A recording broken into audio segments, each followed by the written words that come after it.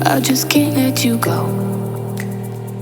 Lord knows that I've tried to. You said I was the only What's one. up, everybody? Welcome to my channel. No one I'm likes being Sunshinery. Make lied sure to. to subscribe and like this video. You made this mess and left me with the pieces. Now What's up, everybody? Welcome back to my channel. Thank you so much for supporting me during this hard time where YouTube just has to wait until they hear something, and I have to wait too before we can move forward and getting my channel back to where it was. So thank you for coming over here. Thank you for listening. Thank you for supporting. It means the world to me. So I am bringing you the New York Times article about Tom Sandoval. I did put this in my Rachel Goes Rogue podcast episode. Chapter 11, I called it, though it's Vanderpump Rules, You're So Vain, is really the title. You will see both as the title on my Rumble channel and hopefully soon on my YouTube. But if you have seen that video, you have seen this. If you are here just for the Sandoval New York Times article, then this is just that. But make sure, if you want to listen to both, to just check out Rachel Goes Rogue podcast episode, because it is in it with it. Also, make sure to like this video, subscribe to my channel, and make sure your notifications are on. So, of course, I'm going to bring you the New York Post article called How Tom Sandoval Became the Most Hidden Man in America. He turned last year's season of Vanderpump Rules into the best in reality TV's history and ruined his life in the process. So let's take a look at the Post. It is a long article, so strap in. Let's get to it. So it begins by starting with Valley Village is a Los Angeles neighborhood just across the freeway from Studio City, near the southern edge of the area, locally referred to with both affection and desire as the Valley. There at the end of a quiet, leafy street of a ranch-style home stands what real estate agents have come to describe as a modern farmhouse, which its current occupants, the reality TV stars Tom Sandoval, has outfitted with landscaping lights that route in a spectrum of colors, mimicking the dance floor of a nightclub. The home is both his private residence and an occasional TV set for the Bravo reality show Vanderpump Rules. After a series of events that come to be known as Scandoval, paparazzi had been camped outside, but by the new year, it was just one or two guys, and now have mostly gone too. Scandoval is the nickname for Scandoval's affair with another cast member, which he had been behind the backs of the show's producers and his girlfriend of 9 years. This wouldn't be interesting or noteworthy except that in 2023, after being on the air for 10 seasons, Vanderpump was nominated for an Emmy for Outstanding Unstructured Reality Program, an honor that has never been bestowed on any of the network's housewife shows. That's pretty damn impressive, I will say that. It also became, by a key metric, the most watched cable series in the advisor's beloved demographic of 18 to 49-year-olds and brought in over 12.2 million viewers. That is a lot of people watching Vanderpump Rules. I've always watched it. I've always loved it. And I think that last season blew up for sure. And it was absolutely amazing to witness and watch all, like, the hard work kind of finally pay off. Though it was a tragic situation, these people have been working their ass off to do something with their lives. And I think that it was finally recognized because of this hard time and this horrible incident. This happened last spring when Hollywood's TV writers went on strike and cable TV was declared dead, and our culture had already become so fractured that it was rare for anything, let alone an episode of television, to become a national event. And yet, you probably heard about Scandoval, even if you couldn't care less about who those people are actually. The story has continued off screen after the season aired. Raquel Leviss, which I said it right, I usually say Rachel, with whom Sandoval had the affair, entered a mental health facility in Arizona and started going off by a different name. Ariana Madix, Sandoval's now ex-girlfriend, garnered so much national sympathy that she has had the most prosperous year of her career. In addition to being invited to the White House Correspondents' Dinner and to compete on Dancing with the Stars, she landed ads with Duracell batteries, Big Razors, Uber Eats, and Lay's chips, as well as starring role in Chicago on Broadway this winter. Actually, right now as we speak. Sandoval, meanwhile, became the most reviled man in America and the butt of a million jokes. Jennifer Lawrence made fun of his skin. Amy Schumer called him a narcissist. I've also called him a narcissist. One of the hosts of The View called him the Donald Trump of ex-boyfriends. And Sandoval has just been here in the valley trying to process it all. I feel like I got more hate than Danny Masterson. He told me, and he's a convicted rapist. Wow, what a comparison. And that is not something you can compare because, honey, you do not have these protesters outside a restaurant or your restaurant, let's just say it that way, protesting you like they do right now in the anti-Scientology community, which if you do not see those IRL streams of the people going to these Scientology centers and protesting, they're very, very interesting. I will link some channels down below for you, but that is a hard person to compare yourself to, and I don't think that is true at all. When I arrived at his house late last year, Sandoval, who is 41, had just finished working out. He wore a black muscle shirt and a wide headband. His assistant, Miles, was at the dining table sorting through Sandoval's utility bills on 2 laptops. So this looks to be after Anne was fired. Though it also says late last year, so that would be 2003. I don't know. Maybe that was before Anne? Interesting to find out. Maybe he has 2 assistants. Who knows? You let me know what you think down below. He's basically does anything I don't personally have to do, Sandoval explained. We were just joined by Riley, who's on Sandoval's new publicity team, which has a background in crisis PR. Of course they do.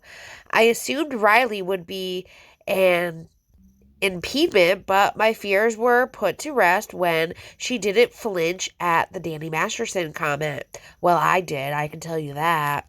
That's also because I know what they're doing, and they're literally outside these restaurants protesting, saying, don't go in there. This is where Danny Masterson put a date rape pill in some girl's drink and ard her, even though I just said the word anyways.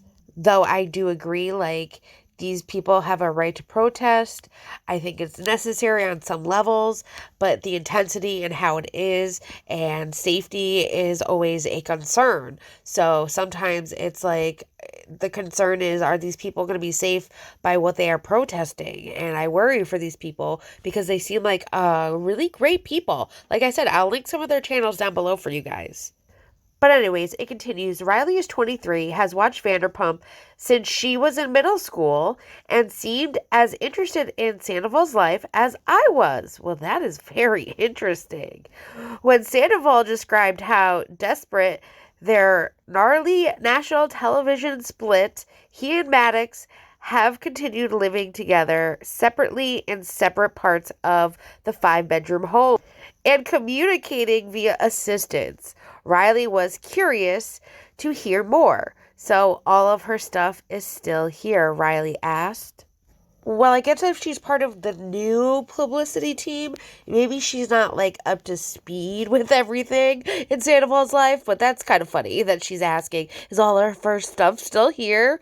I mean, I know she's in New York right now, but then again, this says late last year. So this would still be like December, November. I don't know when they did this interview, but it was in 2024 when she's now in New York on Broadway. So I'm here, I am speculating. Let's just continue.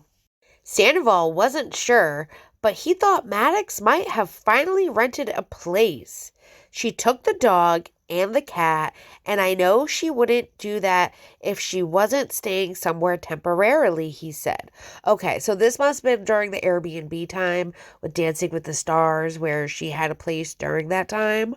Sandoval wanted to buy out her share of the home, but interest rates are so crazy right now. He was considering getting a roommate to help with the mortgage. At least he thought Madix was finally open to the idea. It took her a while to not be spiteful about the house, he said. A month after we met, Madix sued Sandoval in Los Angeles County to force him to sell the home and divide the proceeds. Okay, so we know the time frame, finally. So they're saying a month after they met with Sandoval. So that would have been December when she did the filing. So this was November. So yeah, she probably was with Dancing with the Stars and the Airbnb and all of that. My tape recorder wasn't on yet, and Sandoval wanted to make sure I was getting everything. Do you want me to record this?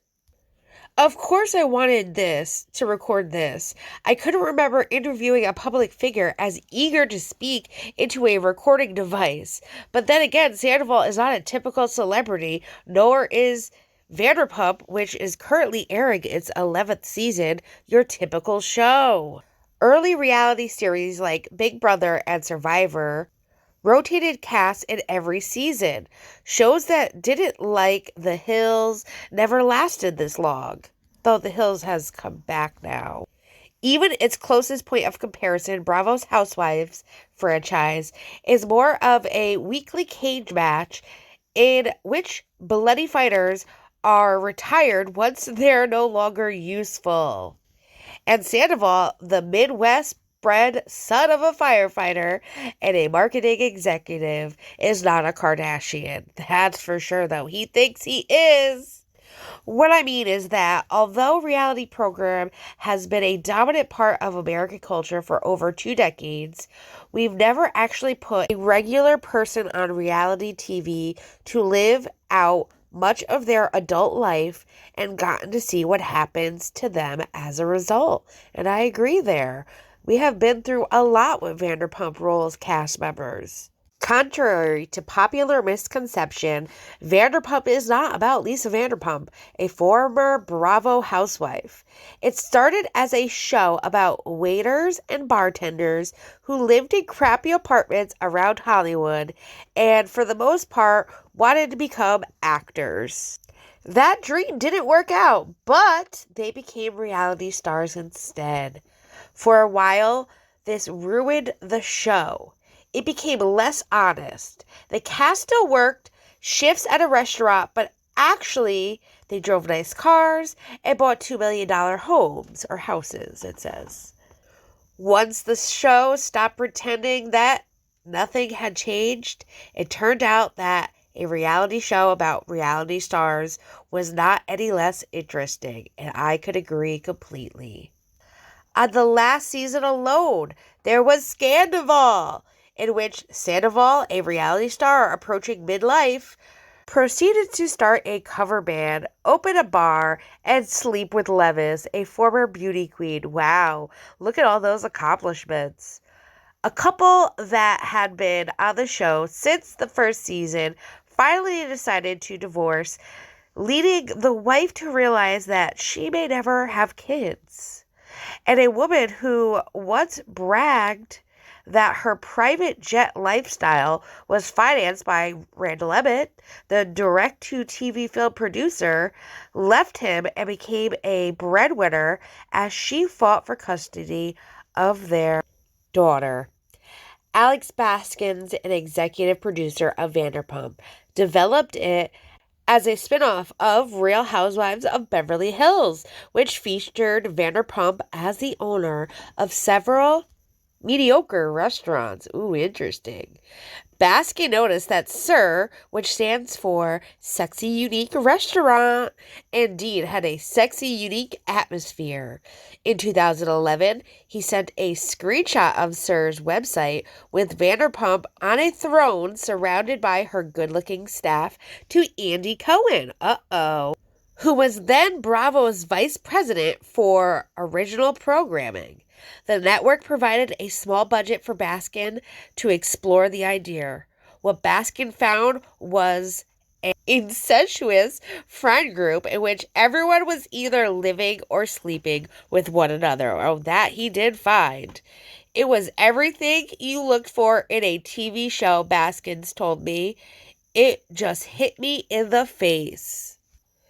At the time, prestige TV was on the rise, and writers' rooms across Hollywood became overly preoccupied with chasing critical approval rather than audience and revenue. In this context, Vanderpump was an appealing alternative. Yes, it looked and acted like reality TV, but at its core, it was more like the great scripted shows of the 90s, in that it was about a group of friends living, dating one another, giving up the hopes of their 20s for the realities of their 30s. Ain't that the truth? It relied on time-tested screenwriting tenets, good, unaccepted stories about original characters going through relatable cycles of jealousy, regret, insecurities, and longing. The show was also a brilliant premise, commercially speaking. The TV business shepherded crowds to the real-world business and vice versa. You could watch Scandoval and his friends on TV, then drop by and have him make you a pumptini.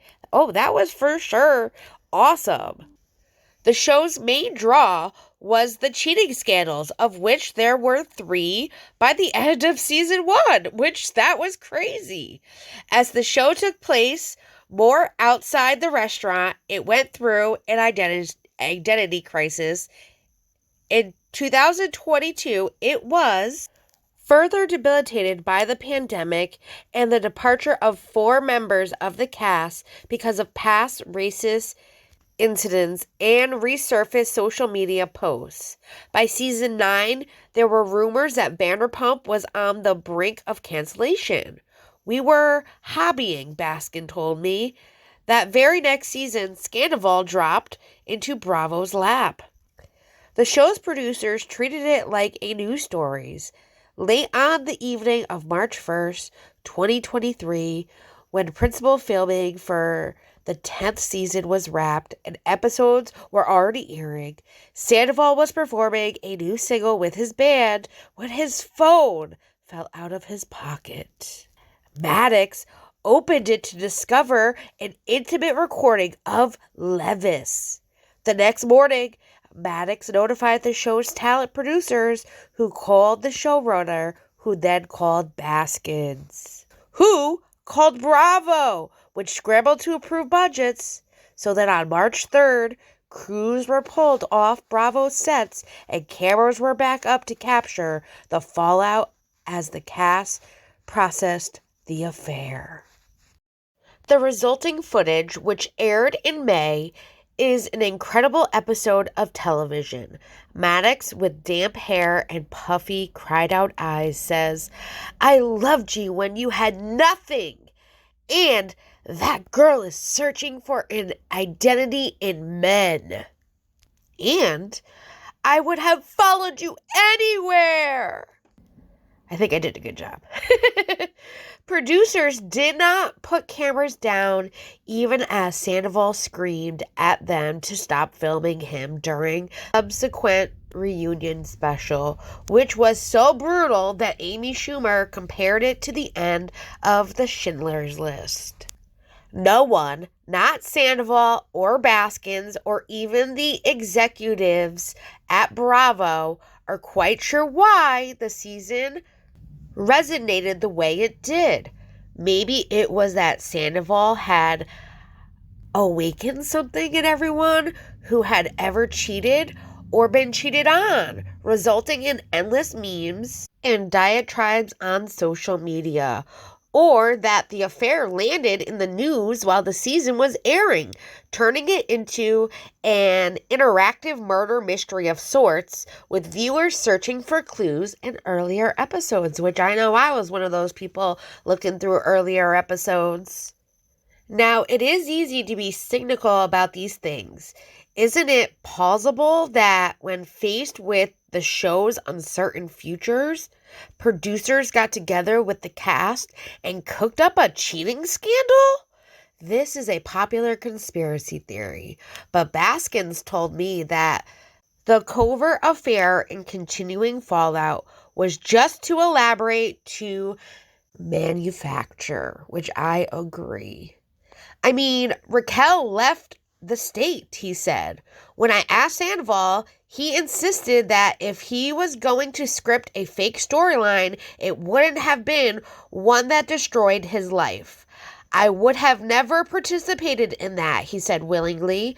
I said, you would have never participated in that willingly, since you did technically continue to film the show, right? Willingly, he said. Hell no. At Sandoval's house, he made a cup of tea, and Riley and I were listening to what the past year of his life has been like. The thing with Leviss started with what sounded like a midlife crisis. You know, when you just feel like you don't know what's cool anymore, he said, and you're past your prime and a little bit of a joke? Riley nodded. He started to feel as though his best years were behind him. He wanted to feel alive again. He and Madix had grown apart. He planned to tell her about the affair after the season aired. Yeah, we already heard this one, Sandoval. He didn't want it to play out on the show. When he shouted at producers to stop filming, he couldn't remember another time in the show's history that he'd done so unless he was getting in the shower or something. I remember a time. Do you guys remember a time? I do. Miami girl, stop following me! I remember that part very clearly. And he continues with, I just wanted to not feel watched, he said. I wanted to take a breath. We all did too, Sandoval. After he finished filming, he went on tour with his band, Tom Sandoval and the Most Extras. He had to. His bank accounts were overdrawn and he needed the money. Crowds of people came out to hate on him. They showed up wearing t-shirts that said cheater and women with a mustache, a name one of his castmates coined. Everywhere he went, people called him a loser and screamed, Team Ariana at him. I mean, I would too, though. I would definitely at least scream Team Ariana. Maybe do my, yo, wow, with a mustache. Because that's kind of, iconic in this day and age. When he returned home, there were groups of strangers with cameras at his house who seemed to be making fun of him. On the show, Sandoval had complained about always being the one to replenish batteries and other domestic supplies. Now, as Madix filmed her various commercial spots at the home, it had become a ad copy for Duracell. I buy my own batteries now and Bic razors. I've just started a whole new unclogging chapter in my life.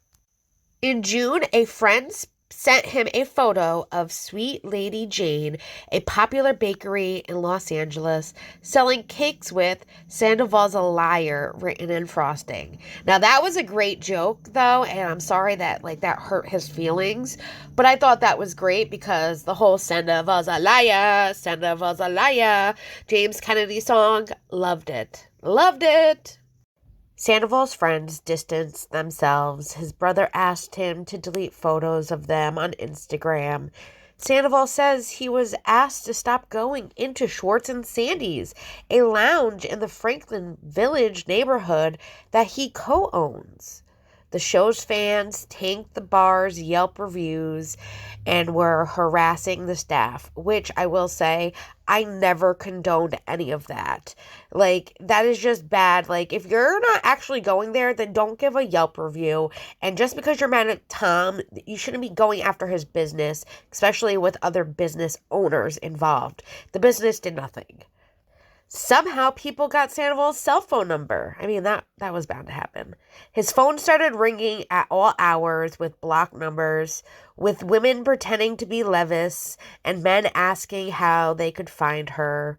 He started to feel as if he were in Uncut Gems, the nerve-jolting Sadie Brothers movie in which the protagonist is isolated and on the run. Uh-oh. He got down, really down. His mind went to some dark places.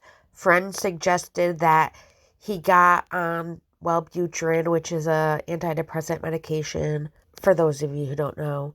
In April, he quit drinking, hence the tea he was now sipping. He did it for Leviss. When she entered the facility in Arizona, he assumed they would be together once she got out. But then Leviss stopped talking to him and hasn't returned his calls since June. Wow, that's a long time. So pretty much June to we are in December-ish for this interview of 2023. That's a long time. She never even gave me closure, he said. It was really hard. It still messes with me. He even tried reaching out through her publicist, but got no response. When Vanderpump started filming season 11 in June, Sandoval was off doing Special Forces, the reality show on Fox that puts celebrities through pseudo-military training. I'm here because I want to get punished, Sandoval says on the show, because he's dunked in frigid waters and dragged across a field on the former Nickelodeon star JoJo Siwa's back. When Sandoval didn't win the competition, he felt robbed. Of course he did. He thought he did all this work and look at how far he came and he got robbed. He thought producers made it look as though he got eliminated before Siwa. Uh-oh, that's a no-no. Who voluntarily withdrew. They said she lasted longer than me, he said, but she most definitely did not. He was convinced that producers didn't want him to win. Who did they want to win? Riley asked, incredulous. In the fall, he thought things might finally be turning. He started his own podcast and titled it Everybody Loves Tom. An earlier guest was Dr. Drew, who dug into Sandoval's childhood trauma and declared him not a narcissist. Okay, Dr. Drew. I heard what you had to say about Trisha Paytas too, and I don't agree there either.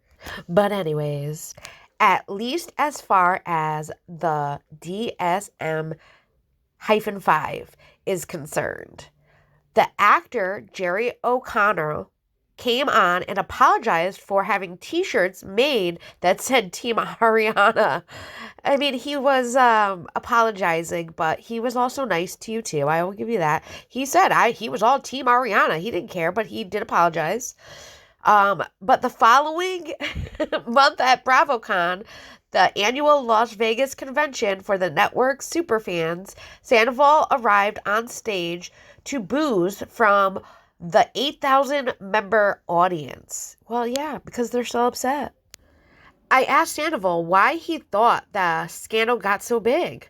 I'm not a popular cultural historian, really, he said, but I witnessed the O.J. Simpson thing and George Floyd and all those big things, which is really weird to compare this to that.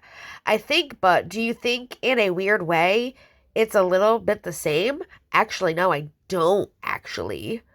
I don't think that's the same, though I get what you are trying to compare it to, like how everyone was kind of all into the O.J. Simpson trial, and then everyone was into the George Floyd thing and the protests and everything going on, and then how everybody, last year was all into Scandoval. I can see where you are trying to compare that to, but I don't think that's necessarily the same. What do you guys think? Let me know down below. I looked over at Riley, who was typing furiously on her phone. I think I knew what he meant. He was trying to express the odyssey of becoming the symbolic center of a nationwide discussion and a major news story. What he communicated instead was something more honest, which is just how much the experience had made him lose perception. I did what I did because I was in an unhappy place in my life, he said. I got caught up in my emotions and fully fell in love, like for real. Oh, he sighed and drained his teacup. Then he got up, put on some upbeat music, and went upstairs to get ready for a night out. Sometimes he says too much, Riley said, and the following day forgets what he says. Then she went upstairs to have a quick word with him. The next day, I was supposed to attend the taping of one of Sandoval's confession interviews for the show. That's what happens when you use their last name. I was about to get in my car when I received a text from his publicist, Riley's boss. Okay, so Riley's boss. He'd rather you don't attend today, it read. He's not feeling the best. The next morning, I got a call from Baskins, and the day after that, a Bravo publicist rang me late on Friday. Some of what Sandoval had said had gotten back to Bravo, and everyone was concerned. What was it that he said about O.J. Simpson and George Floyd exactly? Maybe Sandoval wasn't ready for this. The Bravo publicist asked if I really needed to see Sandoval again. Could the network facilitate an interview with one of the show's other stars, maybe? I don't know. Bravo said it would get back to me about next steps. While I waited, I thought about Sandoval. When you're lost, sometimes it's helpful to go back to the beginning. Sandoval arrived in Los Angeles in 2004 with the hopes of becoming an actor. When he was growing up in St. Louis, it was all he wanted to be. I loved to pretend, he told me and Riley. I loved it more than sports. At 15, he started modeling. He briefly lived in Miami, then swamp hubbed of a male model where he was photographed by Bruce Weber for one of his infamous Abercrombie and Fitch campaigns. Maybe one of those Abercrombie and Fitch bags I probably had back in 2002, probably, maybe. In Los Angeles, he worked as a pool boy at the Mandarin Hotel and as a cater waiter while booking ad campaigns for Rock and Republic, Ed Hardy, Von Dutch, the early Ada brands that are apparently coming back now. Von Dutch! I love that brand, Riley said. Didn't we all?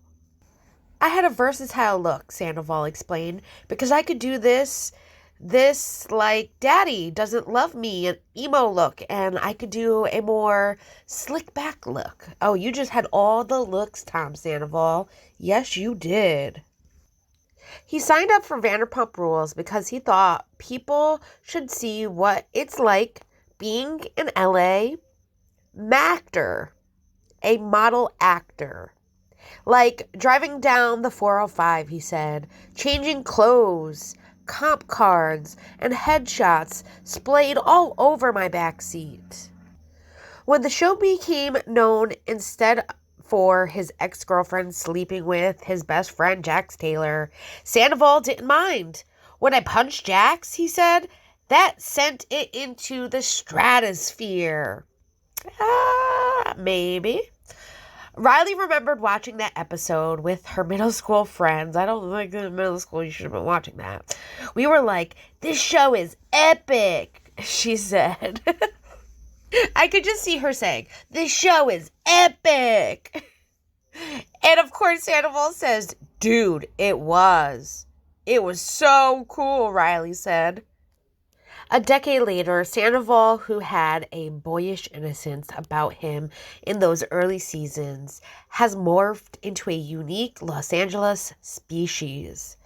He's late to everything, his publicist never seems to be able to reach him, and his face has that taunt sheen that celebrities get from anti-aging protocols. They described him perfectly. He talks about his life not in years, but in seasons and episodes. Sometimes he pauses mid-sentence and stares into the middle distance, like a doll whose wind-up key has jammed. Oh boy, sounds like Rachel. Until whatever ambulance, helicopter, or other sound interfering entity has passed. And then he continues as if nothing happened, even when there are no mics or cameras on him. The ceiling lights in his home are taped over with sheets of paper to diffuse light and make it optical for filming. He used to remove them during the off-season, but now he doesn't bother. We leave them up there because otherwise they'll just do it again, he said. Sandoval can't always tell if he's living for himself or the show or both. Sometimes he really has to talk to his best friend and co-star Tom Schwartz, but he knows he shouldn't via text. So he will call producers and ask how quickly they could have cameras on him to film it. He feels terrible when he has to bring up something that he knows could be damning to his castmates. Yeah, okay, Tom. But that is part of the job. The worst thing Sandoval says you can hear while filming is the dread. Hey, can I talk to you for a minute? That's when you know you're about to be called out for something. Baskins calls this hyperreality. In real life, you might go to a dinner party and then go home and gossip about your friends. On a reality show, you're encouraged to say those things in the moment. Sandoval is so well trained at narrating his innermost thoughts out loud that he sometimes has to remind himself not to do it outside of filming. You lose track of what a normal conversation would be like with people that aren't on the show, he said. Despite the year he had, he told me that he was really honored to be on Vanderpump. The scandal has made the show so big, it's kind of cool and crazy, he said, even though it's negative and at my expense. Unlike actors, reality show participants are not protected by the Screen Actors Guild, at least not for unscripted work, meaning they're not entitled to residential or union pay minimums. When Sandoval joined Vanderpump, each cast member made $10,000 for the entire first season. Today, the original cast makes close to $35,000 per episode. That's pretty damn good. Here, I'll put this into perspective for you guys to understand. I just took out my calculator.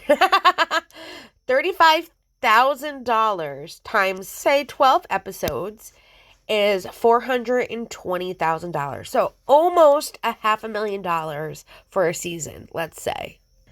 As the genre has grown, participants can make almost as much from other revenue streams like books, podcasts, and brand partnerships, some of which can pay upward of $250,000, which that sounds right. Because of this, what's good for Vanderpump is generally good for Sandoval, monetarily speaking, even if it can almost make his life more difficult. Opportunities often grow directly out of plot lines. When Sandoval and Madix were bartenders in love, they published a book with a co-author called Fancy AF Cocktails and were hired to mix drinks in sponsored videos for brands like Alka-Seltzer. Since their breakup, their fates have diverged. She's the betrayed woman, courageously rebuilding her life, while he's the villain, endlessly atoning for his sins. You're endlessly atoning for your sins because you don't know how to say, I'm sorry, I fucked up. That is not anyone else's fault but your own. In December, Madix released a new book, Single AF Cocktails, and scheduled events like Live Nation and Evening for Bad Bitches to promote it, which, oh my God, Single AF Cocktails is so great. I am going to bring that to my memberships when YouTube fixes everything. I'm going to be posting some of the book and going over it with you guys and making some drinks with you all and just having a blast on members on my YouTube channel. So stay tuned for that. Playing up of all this riles the fans and keeps the machines turning. When Madix said at BravoCon that she still hadn't gotten a meaningful apology from Sandoval and the audience erupted in applause, it reminded me of professional wrestling. You know when the face and the heel talk smack to each other to drive crowds wild? It felt like that, except that I'm pretty sure that Sandoval is not pretending. Pro wrestling has always been staged, and the audience knew it but didn't care. But Vanderpump is sort of the opposite. While fans on some levels expect reality TV to be fake and think of Sandoval as just another TV character, it's all very real to him, leaving him trapped inside these storylines indefinitely. Tom Sandoval is Tom Sandoval in Tom Sandoval's life, Baskin told me, adding, someone might say he is putting on a performance, but he is the performance. His entire existence becomes about processing and talking about what happened. Appearing on Special Forces was part of Sandoval's attempt at a redemption narrative. When he drove to West Hollywood that first night, his Mercedes wound its way through Laurel Canyon and emerged onto Sunset Boulevard, not far from the huge billboard that showed him commando crawling across a rope suspended high above the ground. These are the provision economics of being a reality TV star. If it weren't for Scandoval, Sandoval said, I could have probably gotten on that show, but I wouldn't have been on the billboards. Contestants on Special Forces were reportedly paid several $100,000, but for the most part, Sandoval hasn't been able to capitalize on Scandoval as much as he would like. Yeah, we know that. That's why you get mad at everyone else for doing their podcast, right? There are minimal brands that want to be associated with someone who's thought of as a cheater. Sandoval's manager, Ryan Ralph, told me. This winter, Sandoval was hoping to do a residency at Chippendales in Las Vegas, but talk stalled. I don't think anyone wants him at Chippendales. Sandoval was disappointed. Aw, I'm in really good shape right now. Yeah, we know. He said, adding, it's frustrating because, everyone cashed in. Everyone won on this. The cast, the execs, the network, everyone made so much money. But I try to put it on myself to make the best opportunity out of it that I can. I don't know if I did that as well as I did, the last couple ones.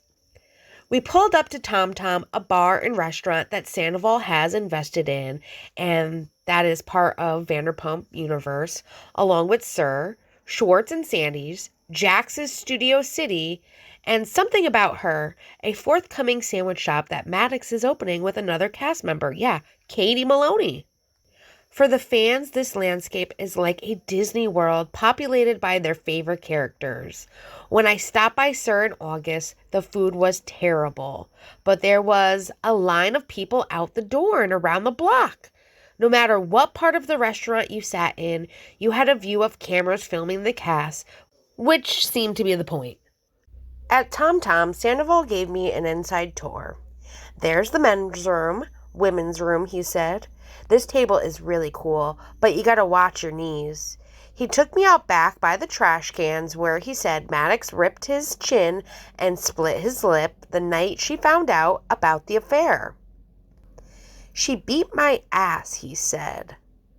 Though a representative, Madix declined to comment on the incident. She has denied tearing the necklace off in the past. Okay, so this was the necklace incident. So now he's claiming that she beat his ass and apparently ripped his chain and split his lip. That's a lot more detail than before, Tom. With the show not in production, the place was quiet, except for a couple drinking wine in the corner and two eager-looking women, one of them who eventually approached. "Sorry to bother you," she said, "but I just wanted to say this place is awesome." See? Not negative. That was a nice meeting of somebody and Tom Sandoval. We sat at a table and were soon joined by Kyle Chain, a jeweler who appeared on the show and is one of the few people who didn't drop Sandoval as a friend. When I asked what it was like being around him last year, Chan compared it to watching Game of Thrones, in which a character named Theon Greyjoy becomes psychologically broken after being tortured and castrated. Sandoval likes to say that as a reality star, he has to live through each event in his life 3 times. First, when he's living it. Second, when he's taping confessionals months later. And then third, when it airs. And he has to answer to the fans. In the real world, he would be able to heal and move on. But that's different because of it being reality TV time. After season 11 airs, Chan said, "You just have to relive it one more time and then you'll be free." A couple of weeks before I met with Sandoval, I visited the offices of Evolution Media in a converted shipping warehouse near the Hollywood Burbank Airport. Bravo, which is owned by NBC Universal, distributes Vanderpump via its cable channel and the streaming service Peacock. But Evolution is the production company on the grounds for Vanderpump, as well as others, like The Real Housewives of Orange County and Botched. As Baskin showed me around, random objects caught my eye. A can of gasoline, bottles of Tums, and sunblock. A blown-up diagram of the female reproductive system atop a filing cabinet, and a few moving boxes labeled, "Bitch!" exclamation point, exclamation point. The office used to be bustling. In the years leading up to and during the pandemic, streaming was at its peak, and Evolution was considering leasing a third building to keep up with the demand for new content. But the market had changed, and people were working remotely. "Now we just don't need the space," Baskin said. Bravo is one of the few cable networks that still bring in a loyal and affluent audience, but even unscripted programming has not been immune to the constructive currently plaguing the TV industry. In 2007, when the Writers Guild went on strike, networks rushed to greenlight unscripted shows to plug holes in programming, leading to a reality TV boom. In 2023, despite predictions otherwise, the boom never came. Networks and streamers, which already had a stockpiling of program, held onto their cash and their media companies, consolidating into entities like Warner Brothers, Discovery. There were similar few buyers in the market. Baskin estimated that when all is said and done, the unscripted business would be roughly 2/3 of what it is. And I do agree there, especially with like all the TikTok content, YouTube content.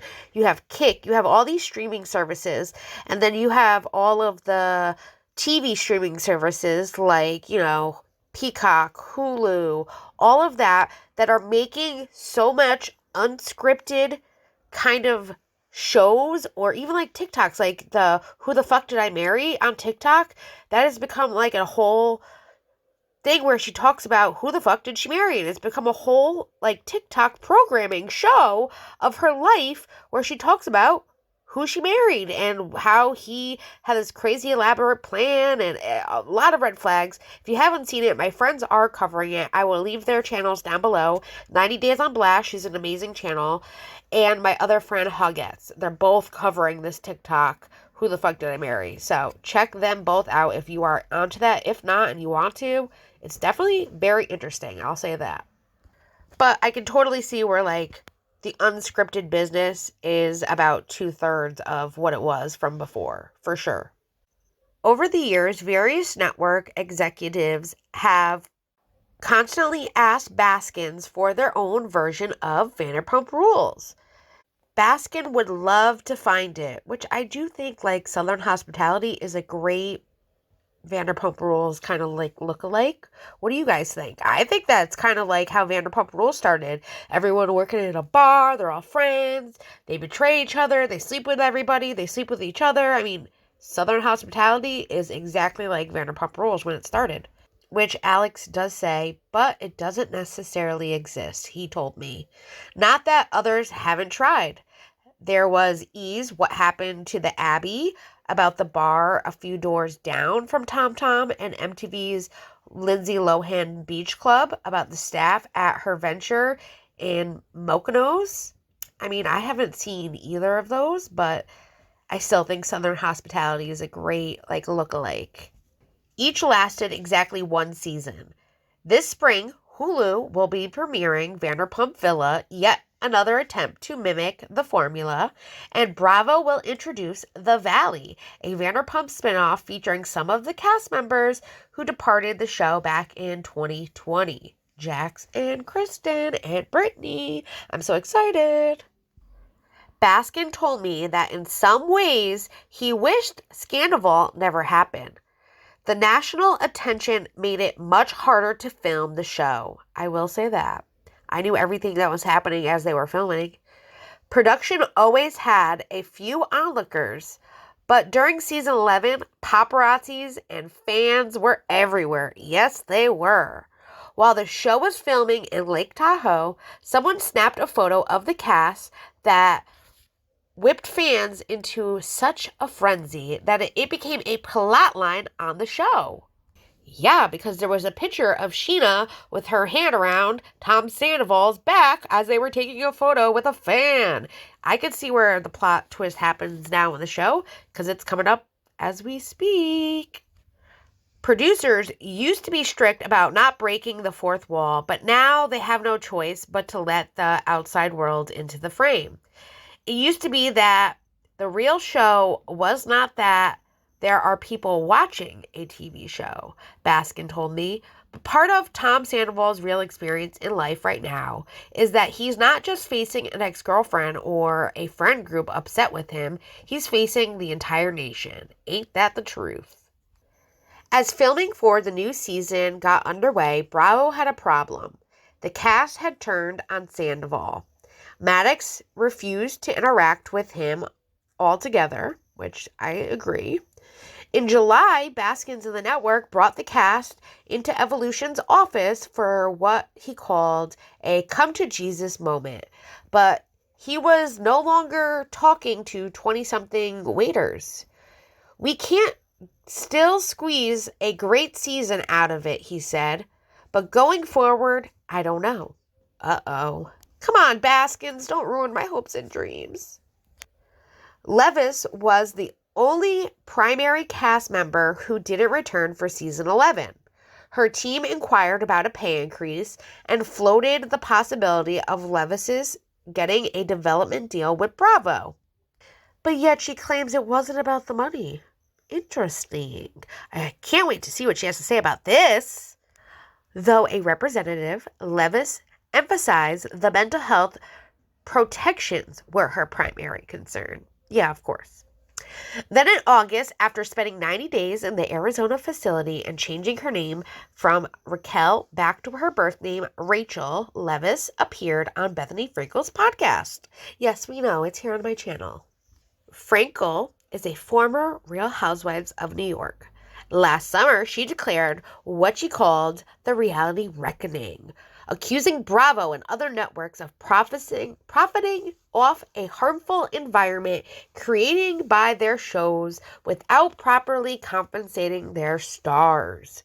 She invited others to join her and team up with two predominant attorneys, Mark Geragos and Brian Frederman.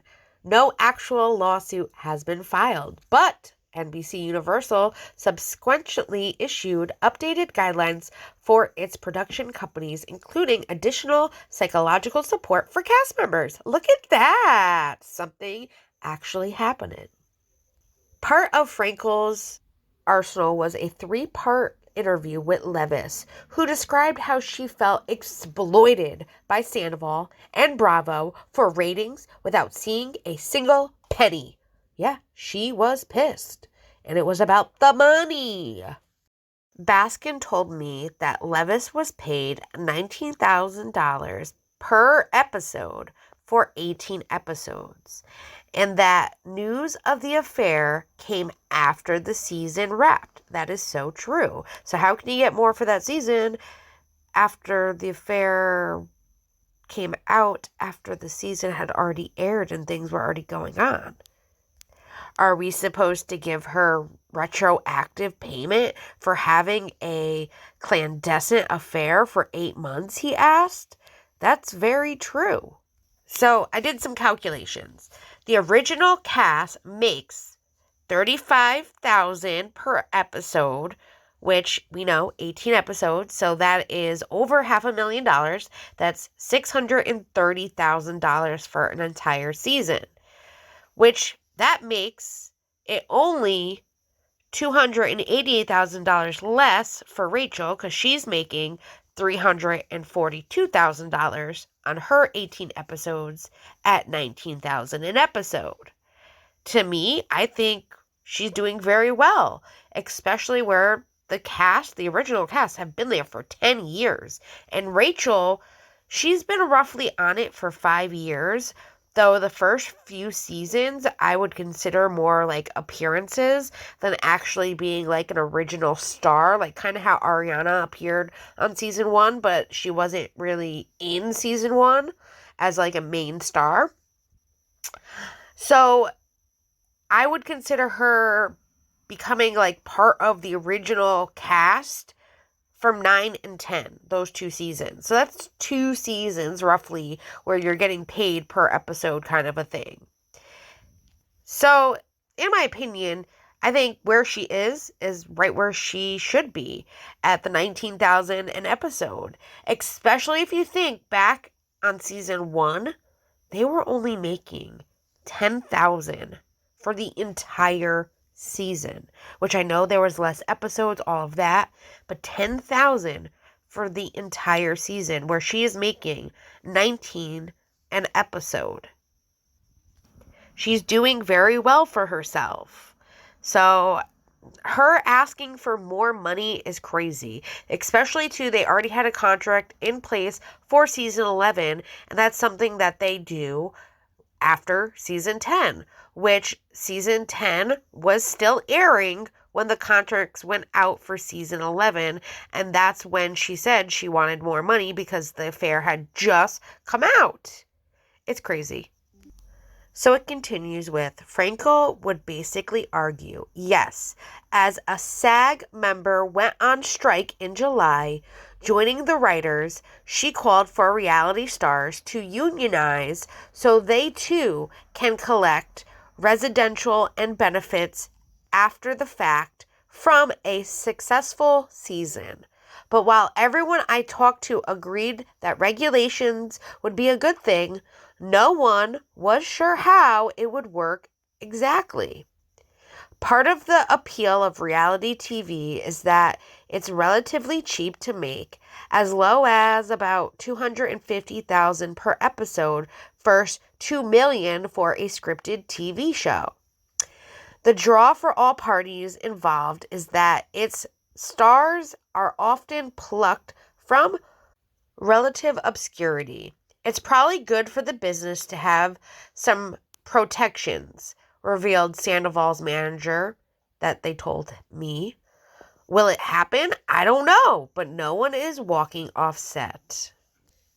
I didn't see Sandoval for about 2 weeks. Then on a Monday in December, I drove to a soundstage in Burbank where he was taping his next confessional interview for the show. Riley wasn't here this time. Instead, we were joined by a Bravo publicist and Erica Forstrat, and I probably got her last name wrong, a senior NBC Universal executive. My clue that this wasn't typical was when Erica introduced herself to Sandoval. You once made me a wonderful mocktail at Schwartz and Sandy's, she said. Sandoval was in a small dressing room applying dabs of makeup to his forehead. Of course he was. In front of him were 3 caffeinated beverages, a Red Bull, an iced coffee, and a Dr. Pepper. He sipped each immediately. Sandoval said he was feeling depressed. He said the same thing the last time I saw him. When I asked if the depression was show-related, he had said, somewhat show-related, just life, business stuff, it's hard. Sandoval began to perform loud vocal exercises. He applied pomade to his hair, combing it back with his fingers, and changed into a light blue women's suit from Zara, which he said he preferred to the store's menswear. The suit looked good, but the sleeves barely reached his wrists. As he emerged from the dressing room, there was something about the suit's feminine cut combined with Sandoval's physique and slightly hunched posture that reminded me of Heath Ledger's Joker in the scene at the hospital where he wears a nurse's uniform. Oh my god, that's kind of funny that he compares it to that scene. It's hard to tell how Sandoval feels about filming the show. Sometimes he sounded down on it. It has its fun moments, but for the most part, it sucks. I've been buzzed throughout most of it. Other times, he's told me he wouldn't do it for as long as he possibly could, which he will do it for as long as he possibly can. There was a point last year when he considered quitting, but he was glad he didn't. He wasn't at all envious of Leviss, who walked away from the cameras, albeit not very far, as she has started her own podcast. Oh, we know. Rachel Goes Rogue. So far, the primary theme has been Scandoval. Funny, because she doesn't think that her primary theme has been Scandoval. If you ask, I believe, Rachel, she will tell you it's bringing awareness and giving her side to everything that's happened on Vanderpump since she can't be there for Vanderpump. So that's the only reason why she's talking about Vanderpump. I mean, that's what Rachel says, right? Sandoval figured she would be back in a season or 2. What else is she going to do? Great question, Sandoval. What else is she going to do?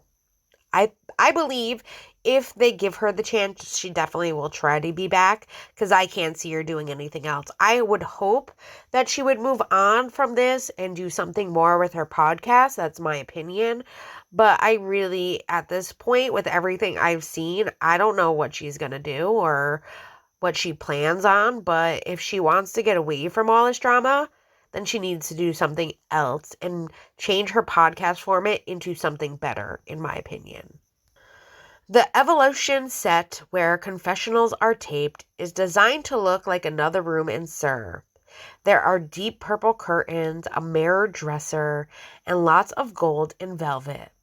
Production for the new season wrapped in September, but interviews are taped for months afterward to get the cast's reaction to what occurred. The showrunner began by asking Sandoval about a tasting lead by a water sommelier? Never heard of that. that everyone attended in August. Had Sandoval ever heard of a water tasting? Good question. Sandoval had hoped his luck would turn this season. It probably is why he agreed to speak with me in the first place. When I last talked to him, he was feeling optimistic. He'd been meditating and was about to go back on tour with his band. Plus, he was single now, which could be a whole new storyline for him on the show. It's the first time I've ever been single as a celebrity, he told me. Oh, as a celebrity. I'm not saying I'm a favorite celebrity, but still just having some notoriety and being single, it's a cool muscle to flex. Oh, it's such a cool muscle to flex. He kind of sounds like a fuckboy. What do you guys think? Though he had come to Los Angeles to be an actor, he was proud of what he became instead. Did he become the next Brad Pitt? No. But he didn't want to be that anymore anyway. It turned out reality TV is where the real stakes are. Actors were just pretending, play roles. I had no respect for reality TV before, Sandoval told me, and now I don't have very much respect for actors.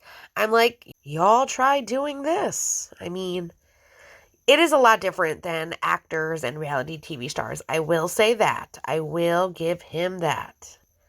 Of course, he knew it wasn't going to last forever, but if he kept at it and rehabilitated his image, there could be life beyond his first show. There were band deals to be had, as well as reality spin-offs and competition shows. Though if he was going to do anything reality series, he would like it to be something more feel-good. Our show can be toxic to film, he said, and very stressful. Despite this, he was as committed to it as ever and hoped it would continue for a while. As long as people are interested, he told me, and we're being honest in our feels. Yeah, in our feels. I'm not too sure how honest he really is with his feels. That's what he was doing now, sitting in front of the camera in a powdered blue suit and sunless tanner, being honest in his feels. I watched him on a monitor as he peered into the lens, with one eyebrow slightly raised. Then the cameraman rolled and his face lit up with a big, genuine smile. Well, guys, that's it for Tom Sandoval, New York Times Post. Again, if you have not liked this video, make sure to like it and subscribe. Thank you again for supporting me during this time with YouTube being so, well, screwed up and not letting me post there and coming over here to my Rumble. If you are seeing this on YouTube, thank you for continuing to support me here through this time. Let me know down below what you think compared to Ariana's LA Times article to Tom's New York Times article.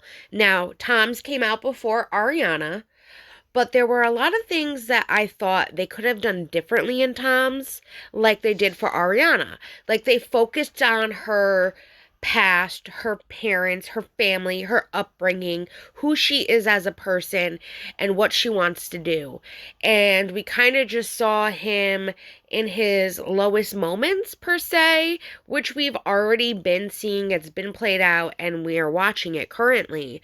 And I think they could have just done a better job of who he is as a person deep down inside, why this whole thing has made him feel the way he's felt, and what he wants for his future, and how he is going to change to have that for himself. And I think they could have done that for him. I mean, I get at a certain point it got cut off because of the things he said, and that just clearly shows that he cannot be trusted alone in that sense, or like he just thinks outrageous things. Like, I said during the article, I got where he was coming from, where he was trying to compare O.J. Simpson and George Floyd to Scandoval in the pretenses of people were invested in the O.J. Simpson trial. People were invested in the George Floyd and the whole movement. And yes, people were invested in Scandoval. But when you look at all three things, Scandoval does not compare to the O.J. Simpson trial and George Floyd. People lost their lives. Scandoval, thankfully, no one lost their life. It's the point. You cannot compare an affair to people getting murdered. Anyways, I hope you all have a lovely night, and I will see you again soon. Bye, everyone. Wanna burn all the bridges between us.